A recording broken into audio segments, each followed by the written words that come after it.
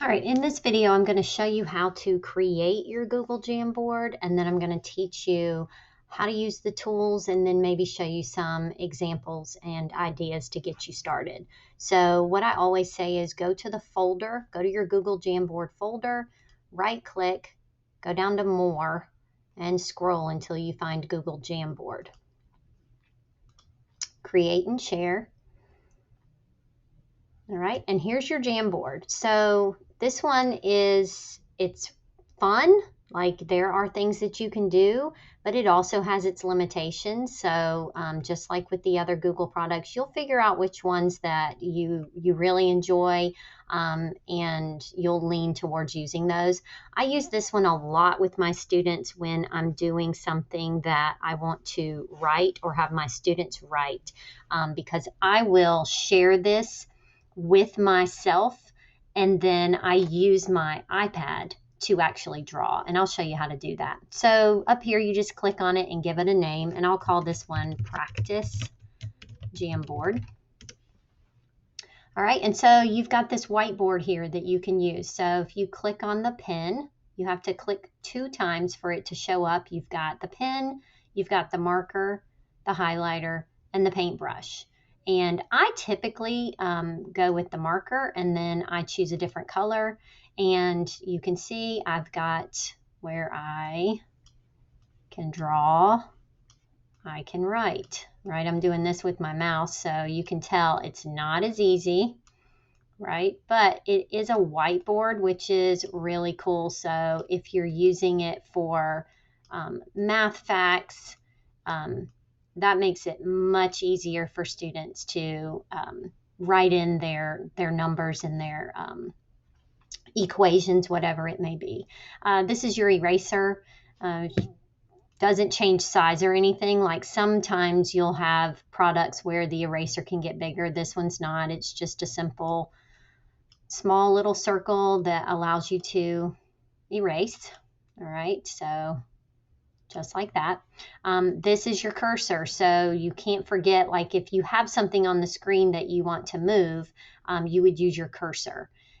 And then this is your sticky note. So sticky note comes up like this. That's just the default. You can change the color, or you can say no color. And then you type in your sticky note. This is an example of a sticky note.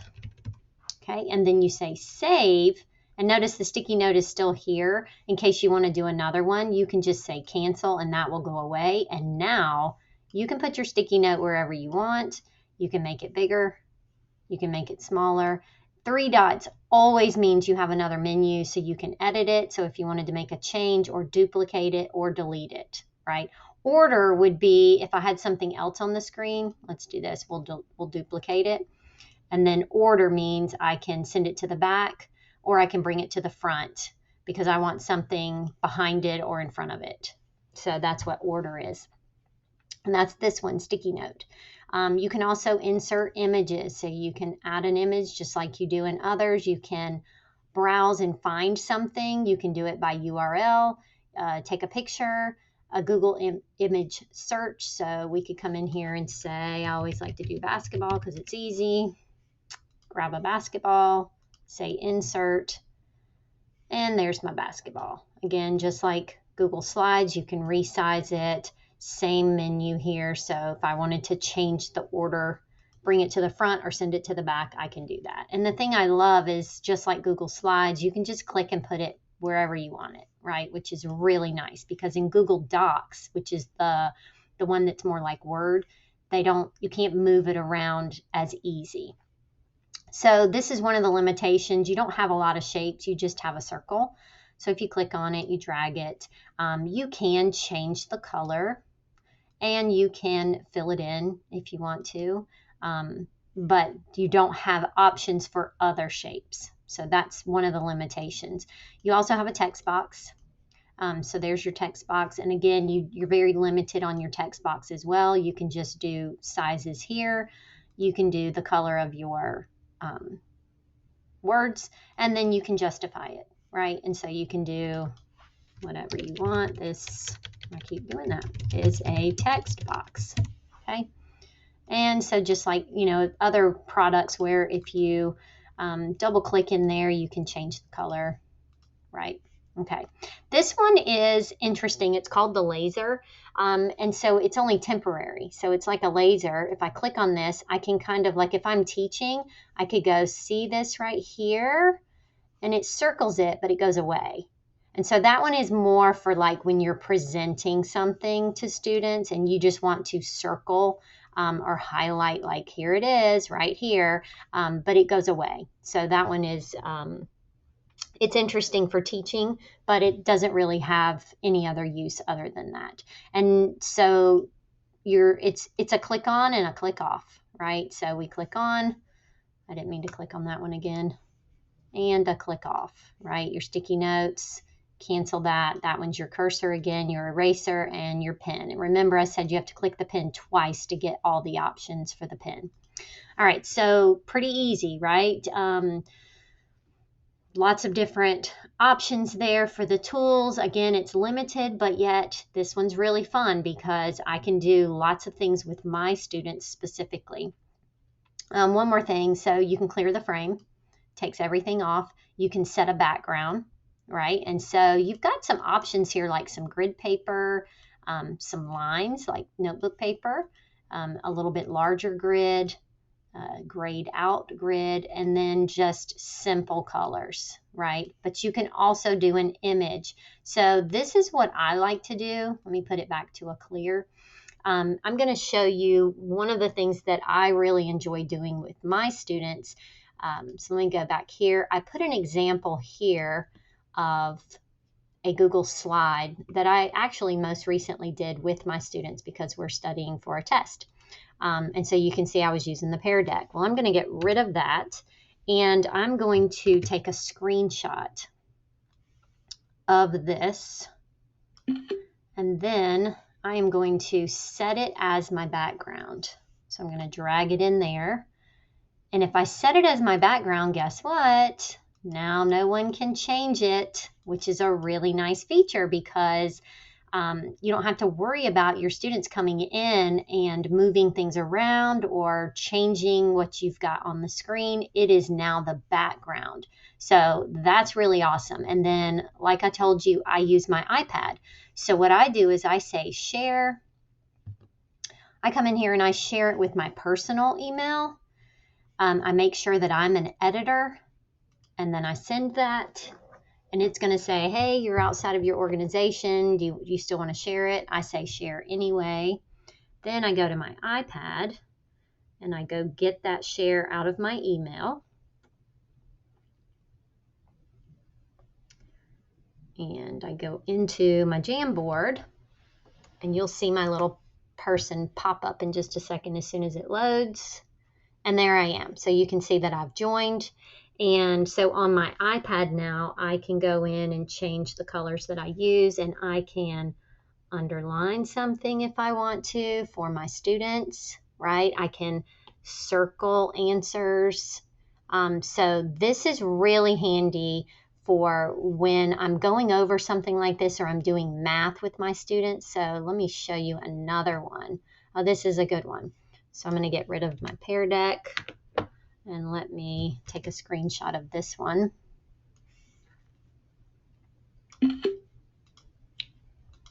And the reason I didn't have these set up beforehand is because I wanted you to watch me do this process in case you wanted to do something similar.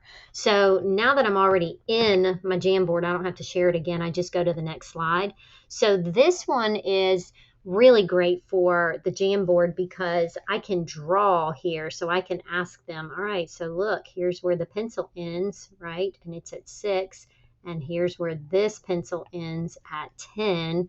And then I can show them how I subtract to find the answer, right? And then I circle the answer.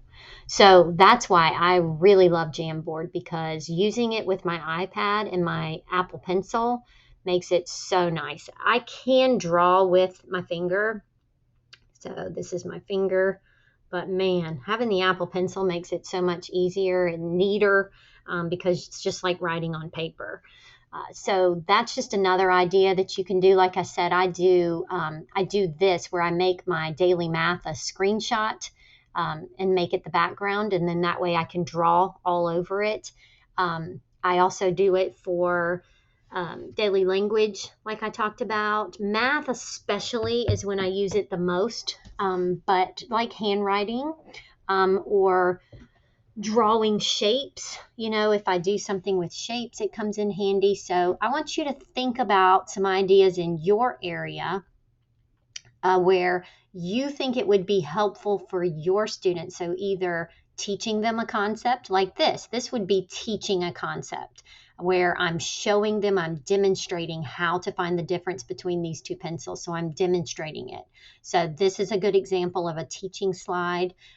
You could give the students like this one. This one would be a good example for students where you have given them a question and they're choosing an answer. So that's a good one. Another really good one is the sticky notes. So a lot of teachers love to put like a prompt. So they'll get like a text box and put like a prompt. What is your opinion of the book we read today, right? So that's just a quick example. I'm going to make that bigger. And then students will put their sticky notes. So if you share this with your students, now you could say share. You can come down here and get the link. But if I were you, I would change it to go down here and you'll have to say anyone with the link, right? And then you'll have to come right here and say editor, because if you don't say editor, then they won't be able to get a sticky note, okay? And so once you do that, just like you saw my face pop in, you'll start seeing all their little faces pop in, and then they can grab a sticky note and they can add whatever their opinion is. This is my opinion, right? Save it. And then one downfall, they all start popping in at the same exact place right here at the top.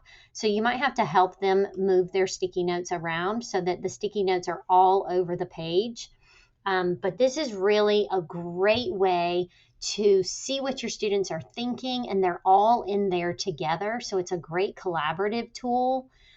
So I love to use the sticky notes, depending on your age group, obviously. And you have to, if you're middle or high, you have to set some standards ahead of time because students can be silly, right? And type silly stuff. So if you're ever doing a collaborative activity like this with them, making sure that you set boundaries to begin with, that you have to make sure that you are writing something that actually pertains to the topic. But something that's really good is you can see who the sticky note belongs to. So once everybody's faces are popped in and they move their sticky notes around, you can hover over it and see who that sticky note belongs to.